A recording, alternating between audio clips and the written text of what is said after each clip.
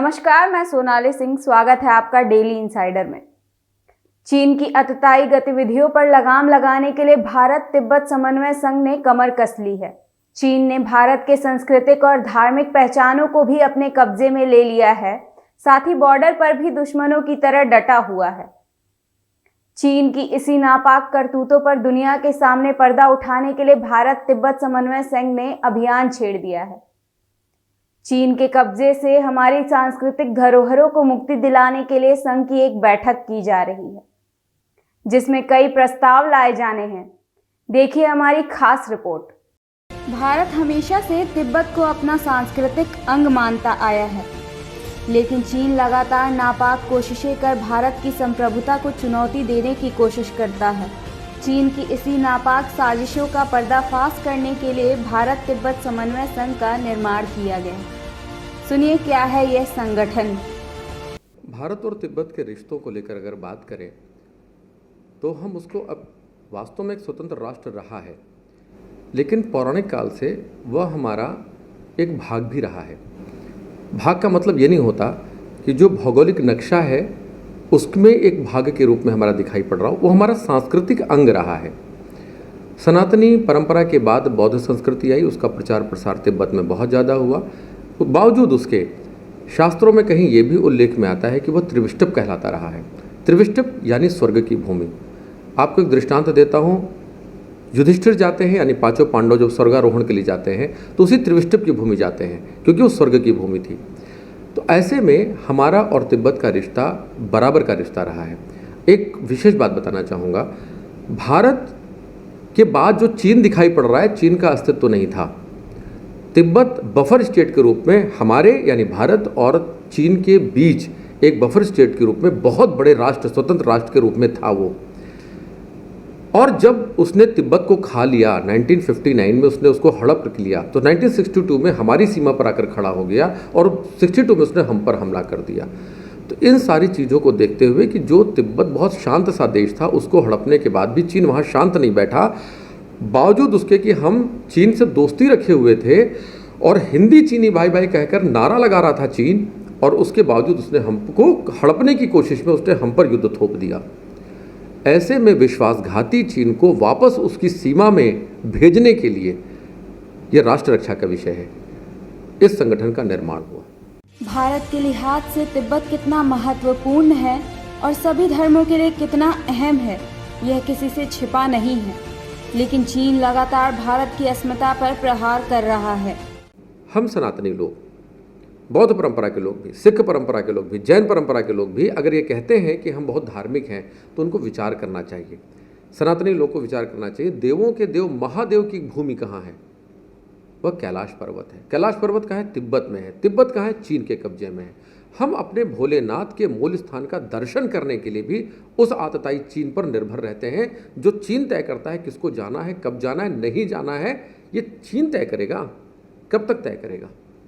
दूसरा, मैंने कहा ना, जैन परंपरा में उनके यहाँ तीर्थंकर हुए ऋषभ देव जी ने, उन्होंने वहाँ पर तपस्या की, उनके लिए भी पवित्र स्थली है।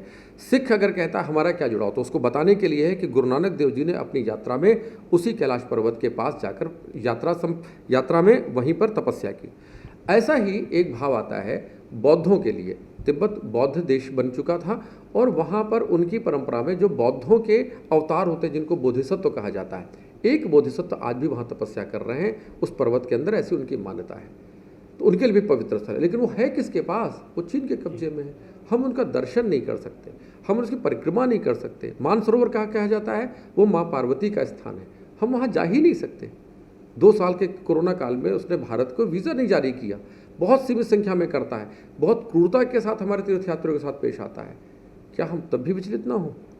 ये राष्ट्र रक्षा और धर्म रक्षा से जुड़ा हुआ इतने बड़े ध्येय के साथ काम करने वाला ये संघ है, भारत तिब्बत समन्वय संघ। भारत तिब्बत समन्वय संघ पहले ही 10 प्रस्ताव पारित कर चुका है, जिसमें तिब्बत के हितों से जुड़े कई प्रस्ताव हैं। इसको लेकर संघ भारत के राष्ट्रपति और उपराष्ट्रपति से भी मुलाकात कर चुका है। संघ ने प्रण लिया है कि चीन की अतताई नीतियों का खुलासा करेंगे। और 1 वर्ष के दौरान हमने बहुत सारी उपलब्धियां हासिल की हैं। 10 ऐसे प्रस्ताव पारित किए हैं जो वास्तव में ग्राउंड लेवल पर जाकर तिब्बतियों के हित के लिए, तिब्बत के हित के लिए, कैलाश मानसरोवर की मुक्ति के लिए, उससे जुड़े हुए लोगों के लिए बहुत सारे हितकारी प्रस्ताव हमने पारित किए और उन प्रस्तावों को लेकर हम उपराष्ट्रपति जी से मिले, राष्ट्रपति श्री रामनाथ कोविंद जी से भी अप्रैल में मिलकर आए और उन्होंने भी इस बात के लिए समर्थन दिया कि आप लोग एक अच्छे कार्य में लगे हुए हो। अब हम 25 और 26 जून 2022 को वृंदावन यानी मथुरा के वृंदावन में केशव धाम स्थली पर चिंतन बैठक के नाम पर एक राष्ट्रीय बैठक करने जा रहे हैं जिसका नाम है चिंतन 2022। यहाँ बैठकर कुछ नए प्रस्ताव लाए जाने की बात चल रही है। वो प्रस्ताव भी राष्ट्र हित में होंगे, धर्म हित में होंगे, तिब्बत हित में होंगे, कैलाश मानसरोवर की मुक्ति के लिए होंगे। भारत तिब्बत समन्वय संघ ने अग्निवीर योजना का भी समर्थन किया है, साथ ही विरोध करने वालों को देशद्रोही तक करार दे दिया। बैठक में इससे संबंधित प्रस्ताव भी लाया जाएगा। एक प्रस्ताव आना है अग्निपथ और अग्निवीर को लेकर। ये प्रथम दृष्टि भी मैं कहूँ और द्वितीय दृष्टि और तृतीय दृष्टि जितनी भी दृष्टियाँ होती हैं, वास्तव में राष्ट्रहित का ये प्रस्ताव है। अग्निपथ और अग्निवीर को समझने की बात है। जो नहीं समझ रहे वो ना समझ है, और मैं कह रहा हूँ वो देशद्रोही हैं जो अग्निपथ को नहीं समझ पा रहे हैं। वो इस राष्ट्र के द्रोही जो अग्निवीरों का सम्मान नहीं कर रहे हैं। वो जो सरकारी संपत्ति, देश की संपत्ति को जो जला रहे हैं, वो सेना के लायक नहीं, उस देश में रहने लायक नहीं है। आप उसकी मूल संकल्पना को समझिए। 4 साल की नौकरी क्यों दी जा रही है, उसकी भावना समझिए, और ऐसे में उसको उसके समर्थन में एक प्रस्ताव आना है। तिब्बत में मुस्लिम वर्ग भी बौद्धों की आस्था को नुकसान पहुंचाने की कोशिश कर रहा है। इसको लेकर भी संघ नाराज है। इसका भी प्रस्ताव लाया जाएगा। पूरा मामला क्या है समझिए। लद्दाख प्रांत के रूप में है और वहाँ पर लद्दाखी यानी जो बौद्ध को परंपरा को मानने वाले लोग हैं बहुतायत में हैं। मुस्लिम वहाँ बहुत अल्पसंख्यक रूप में रहते हैं, लेकिन बौद्ध लोग अपने एक मोनेस्ट्री का, अपने मठ का निर्माण कर रहे होते हैं, लेकिन अल्पसंख्यक मुस्लिम उसका विरोध करता है। क्यों कर रहे हो? विरोध किस बात का? इतना संवेदनशील क्षेत्र है जहाँ पर चीन आकर खड़ा हुआ है। ऐसा अक्साई चीन जो भारत का पार्ट है, वैसे भी बहुत संवेदनशील क्षेत्र है, और वहाँ पर भी मुस्लिम बौद्धों को नहीं जीने दे रहे हैं। ये चिंता का विषय है कि नहीं विषय है? नंबर 2, मैनपॉट एक क्षेत्र है छत्तीसगढ़ में जो सरगुजा का भाग है। 2000 के लगभग वहाँ तिब्बती आबादी रहती है। बहुत शांत सी रहने वाली आबादी है ये। देश में कभी वो कोई हमारे समर्थन में जरूर हिस्सा लेते हैं, हमारा कभी विरोध नहीं करते, और इसीलिए हम उनको सहोदर मानते हैं, उनको शरणार्थी नहीं मानते। वहाँ पर गत 2-3 हफ्ते पहले वहाँ की जो मोनेस्ट्री होती है, वहाँ पर कोई एक जाकर पोस्टर चिपकाता है जिस पर लिखा होता है, रोहिंग्या के हत्यारे विराथू के समर्थक तिब्बती बौद्ध भारत छोड़ो। कितना विध्वंसकारी ये बयान है, विध्वंसकारी ये पोस्टर है।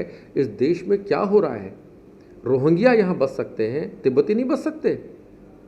रोहिंग्याओं का स्वागत है, तिब्बतियों का नहीं रहेगा। वो तिब्बती इस देश में के विरोध में तिब्बतियों ने क्या किया है, कोई बता दे? रोहिंग्या तो आए दिन FIR होती है उन लोगों के खिलाफ।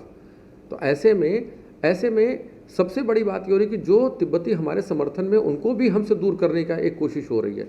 और मुझे मालूम है कि इस देश में जितना बॉर्डर पर चीन के सैनिक खड़े हैं, उससे कहीं ज़्यादा बड़ी संख्या में चीन के स्लीपिंग मॉड्यूल्स इस देश के अंदर काम कर रहे हैं। ऐसे में सबको सचेत रहना है। और मैं कह रहा हूँ बार बार, भारत तिब्बत समन्वय संघ तिब्बत की स्वतंत्रता के लिए, कैलाश मानसरोवर की मुक्ति के लिए अंतर्राष्ट्रीय स्तर पर सबसे ज़्यादा आक्रामक संगठन है। भारत तिब्बत समन्वय संघ की बैठक मथुरा में आयोजित की जा रही है, जहां पर देश हित और तिब्बत के हकों को लेकर प्रस्ताव लाए जाने हैं। इन प्रस्तावों को सरकार के सामने रखा जाएगा। समन्वय संघ चीन की नापाक कोशिशों को वैश्विक मंच पर एक्सपोज करने की तैयारी कर रहा है। लखनऊ से डेली इंसाइडर के लिए सुशील कुमार और बाबूलाल की खास रिपोर्ट।